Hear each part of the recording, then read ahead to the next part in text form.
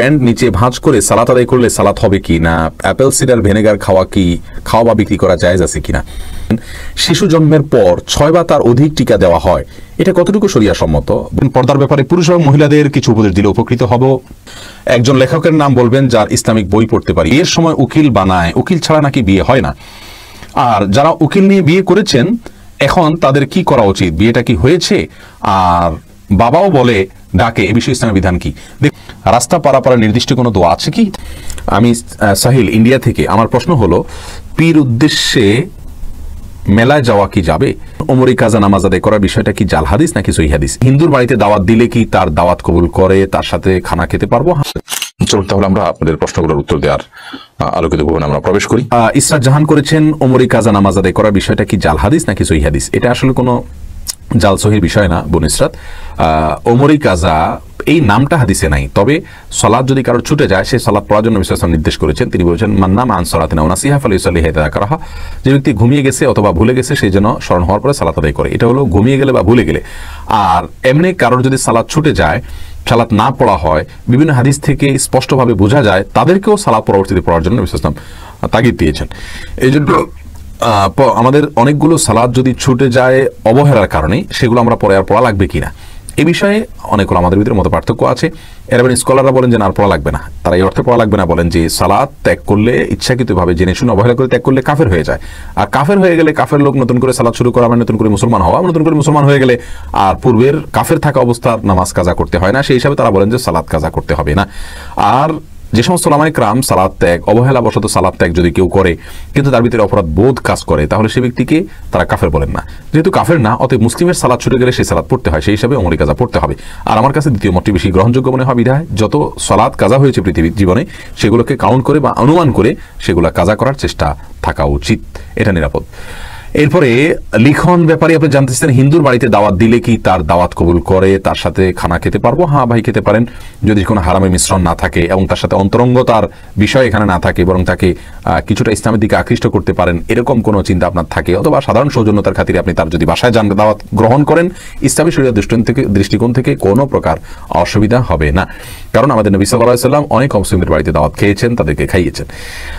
তাছাড়া আল্লাহ সুবহানাহু ওয়া তাআলা বলেছেন লা ইয়ানহাকুম আনিল লাযিনা লাম ইউকাতিলুকুম ওয়া লাম ইখরিজুকুম মিন দিয়ারিকুম আন তাবাররুহুম ওয়া তুকসিতু ইলাইহিম, যে সমস্ত অমুসলিমরা তোমাদেরকে ঘর বাড়ি থেকে বের করে দেয়নি, তোমাদেরকে হত্যা করেনি, যুদ্ধে লিপ্ত হয়নি তোমাদের সাথে, তাদের সাথে সদাচরণ করতে আল্লাহ তাআলা নিষেধ করেন না, এটা সদাচরণের অন্তর্ভুক্ত, তাদের সৌজন্যতার অন্তর্ভুক্ত, তাদের সাথে তাদের দাওয়াত গ্রহণ করা। তবে হ্যাঁ, ওই যে হারাম কোনো কিছু দিচ্ছে কিনা, বিশেষ করে হিন্দুরা নিজেরা জবাই করে কোনো পশু খাওয়াচ্ছে কিনা, সেগুলো আপনাকে খেয়াল করতে হবে, সেটা জায়েজ হবে না।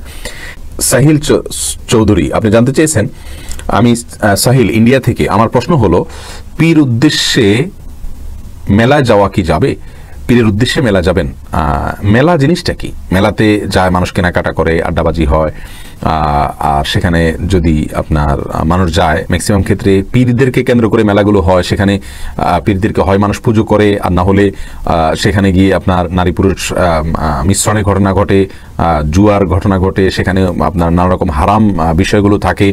আর সবচেয়ে বড় কথা হলো ইসলামী শরীয়ত আমাদেরকে কি করবো আর কি করবো না সেটা নির্দিষ্ট করে দিয়েছেন।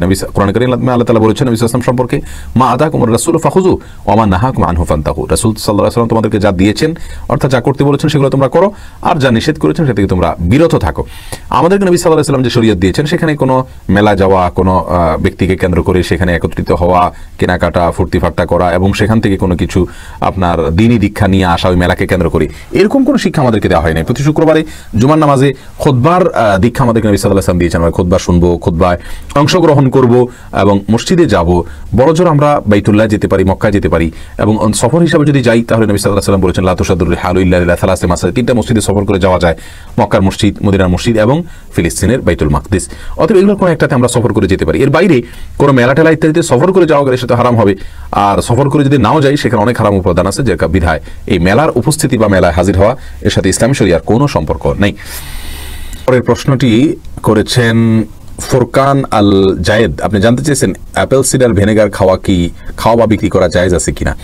হ্যাঁ, অ্যাপেল সিডার ভিনেগার বা আপনার যেটাকে আমরা বলি আপনার কি বলে আপনার সিরকা, নবী সাল্লাল্লাহু আলাইহি সাল্লামের জীবনে এই সিরকার ব্যবহার ছিল এবং সাহাবায়ে কেরাম প্রচুর পরিমাণে খেতেন।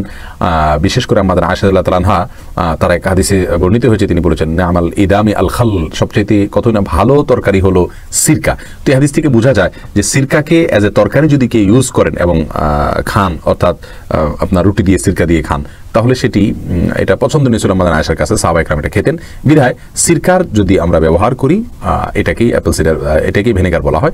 তো এটা ইসলামী শরীয়তের দৃষ্টিকোণ থেকে নাজায়েজ হওয়ার কোনো কারণ নেই, খেতে পারি ইনশাআল্লাহ। তবে বর্তমান যে অ্যাপেল সিডার ভিনেগার পাওয়া যায়, এটা কতটা স্বাস্থ্যসম্মত, এটাতে ক্ষতিকর কোনো কিছু আছে কিনা, এই বিষয়ে বিস্তারিত গবেষণা আমার নাই। মৌলিকভাবে ভিনেগার, এটা সিরকা, এটাকে খাল বলা হয়েছে হাদিসের ভাষায়।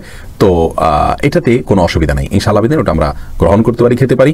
আজকের এই যে অ্যাপেল সিডার ভিনেগার আছে, এটা নিয়ে বোধহয় কোনো এক মিডিয়ার মাধ্যমে আমি জানতে পেরেছি, কোনো একটা সংবাদ মাধ্যমের মাধ্যমে, যে এটাতে শরীরের জন্য ক্ষতিকর কিছু উপাদান আছে, ক্যান্সারের উপাদান আছে। আল্লাহ মাফ করুক, এরকম যদি কিছু আসলেই হয়ে থাকে তাহলে সেটা আমাদের যাচাই করে নেওয়া উচিত। সে বিষয়ে আমার বিস্তারিত ধারণা নাই।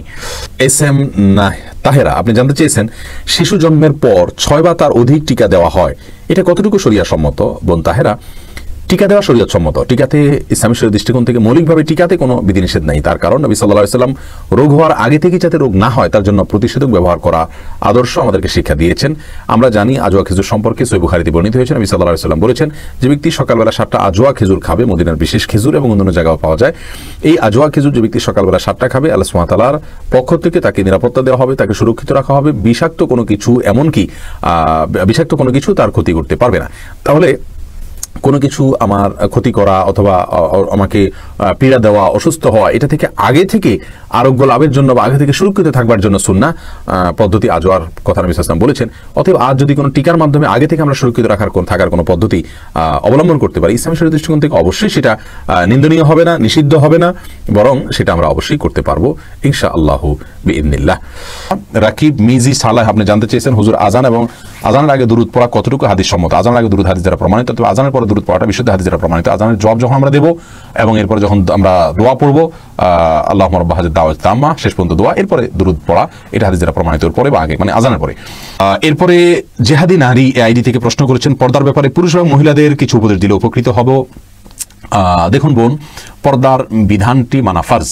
আজকের পৃথিবীতে যে বিপর্যয় আমরা দেখতে পাচ্ছি, এই বিপর্যয়ের পেছনে একটা বড় কারণ এটাও হওয়ার সম্ভাবনা খুব বেশি যে আমরা পর্দার বিধানকে লঙ্ঘন করে চলেছি এবং অবলীলায় সেটাকে লঙ্ঘন করে চলেছি। মনে রাখবেন, জেনা, ব্যভিচার যখন ব্যাপকভাবে বিস্তার করে তখন পৃথিবীতে এরকম ভাবে বিপর্যয় এবং মহামারী এগুলো দেখা দেয়, হাদিস দ্বারা সেটা প্রমাণিত। তো অতএব পর্দার বিধানের দিকে আমাদের ফিরে আসা উচিত, অন্তত এই মহামারী দেখার পরে হলেও আমাদের ফিরে আসা উচিত। এবং পুরুষদের জন্য মেয়েদের দিকে তাকানো বন্ধ করা আগে উচিত, এবং সেই সাথে মেয়েরাও পর্দার সাথে চলা উচিত। তাদেরকে দেখে অন্যরা বাজে চিন্তা করার জন্য সুযোগ না পায়, সেইভাবে চলা তাদের নৈতিক দায়িত্ব, এটা তাদের দায়িত্ববোধের জায়গা থেকে করা উচিত। আচ্ছা, ছাড়া ইসলাম শরীয়তের দৃষ্টিকোণ থেকে এটা তাদের জন্য জরুরি এবং কর্তব্য। এরপরে প্রশ্ন আমি দেখতে পাচ্ছি সাইদ সাকিব আহমেদ, আপনি জানতে চেয়েছেন একজন লেখকের নাম বলবেন যার ইসলামিক বই পড়তে পারি। অনেক লেখকের কথাই আমরা বলতে পারি, এর ভিতরে সর্বপ্রথম এবং সবার আগে বলবো যার কথা, তিনি হলেন আমাদের সকলের প্রিয়, এই যুগের অন্যতম আদর্শ হিসাবে যাকে আমরা মানতে পারি, অন্তত যার দাওয়ার পদ্ধতিকে আমরা মানে দেখে শিখতে পারি, তিনি ছিলেন ডক্টর খন্দকার আব্দুল জাহির রহমাল্লাহ। স্যার রহমাল্লাহর বইগুলো, শেখের বইগুলো আপনারা কিনে পড়তে পারেন, সুন্নাহ পাবলিকেশনস থেকে প্রকাশিত হয় এবং সেগুলোর জন্য আমাদের পেজ থেকেও আপনারা সহায়তা নিতে পারেন, আমরাও আপনাদের হেল্প করতে পারি স্যার রহমাল্লাহর বইগুলো পাওয়ার ব্যাপারে। এর বাইরে বর্তমান যুগে তরুণদের মধ্যে ঈমানকে জাগ্রত করবার জন্য আমাদের প্রিয় স্নেহভাজন আরিফ আজাদ সহ আরও বিভিন্ন ভাইদের বইগুলো আছে, ডক্টর শামসুল আরফিন সহ আরও অনেকের বই আছে, যে বইগুলো আমরা পড়তে পারি নিয়মিতভাবে, সেগুলো আমাদের ঈমানের খোরাক যোগাবে ইনশাআল্লাহ বিইذনিল্লাহ। আল্লাহ তাআলা আমাদের সবাইকে ঈমানকে জাগ্রত করার তৌফিক দান করুন। এরপরের প্রশ্ন দেখতে পাচ্ছি বোন ফাতেমা, আপনি করেছেন বিয়ের সময় উকিল বানায়, উকিল ছাড়া নাকি বিয়ে হয় না, আর যারা উকিল নিয়ে বিয়ে করেছেন এখন তাদের কি করা উচিত, বিয়েটা কি হয়েছে, আর বাবাও বলে ডাকে, এ বিষয়ে ইসলামের বিধান কি? দেখুন বোন ফাতেমা, বিষয়ে আমরা বারবার বলেছি, ইসলাম শরিয়াতে বিবাহের জন্য উকিল টুকিলের কোনো কিছু দরকার নেই, এগুলো আমাদের দেশীয় কালচার, এর সাথে ইসলামের কোনো সম্পর্ক নাই। বিবাহ অভিভাবক দিবেন, অভিভাবক থাকতে সেখানে আরেকজন উকালতি করা এটা হাস্যকর, অযৌক্তিক এবং ইসলামের দৃষ্টিকোণ থেকে এটা অনুমোদিত বিষয় নয়।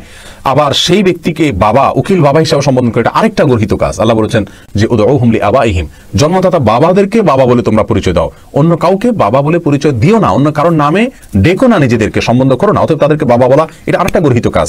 আবার তাদের সাথে পর্দার বিধান মানা হয় না, লঙ্ঘন করা হয়, সেটা আরেকটা গর্হিত কাজ। বিদেশ সমস্ত গর্হিত কাজ থেকে আমাদের বেঁচে থাকা উচিত। আল্লাহ আমাদের তৌফিক দান করুন।